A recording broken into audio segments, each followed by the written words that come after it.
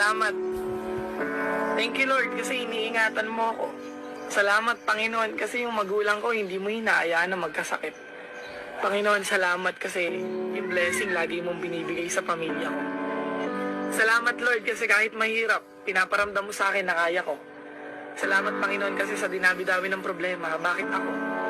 Salamat, Panginoon, kasi kina-challenge mo yung buhay ko.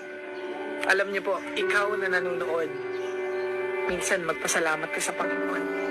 Maganda man o pangit yung nangyayari sa buhay mo, matuto kang magpasalamat sa Panginoon. Dahil siya lang naman yung dahilan kung bakit ka matibay, kung bakit ka lumalaban, kung bakit may nakakaharap kang mga problema. Sina-challenge ka ng Panginoon dahil alam niyang kaya mo. Alam niyang mapagtatagumpayan mo. Kaya thank you, Lord. Salamat, Panginoon, kasi makulit man ako, nakakalimutan ko man madalas na manalangin sa'yo. Hindi man... Thank you, Lord. Salamat. Thank you, Lord, kasi iniingatan mo ako.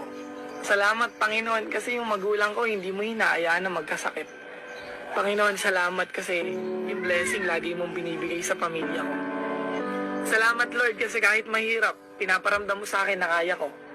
Salamat, Panginoon, kasi sa dinabi-dabi ng problema, bakit ako? Salamat, Panginoon, kasi kina-challenge mo yung buhay ko. Alam niyo po, ikaw na nanonood.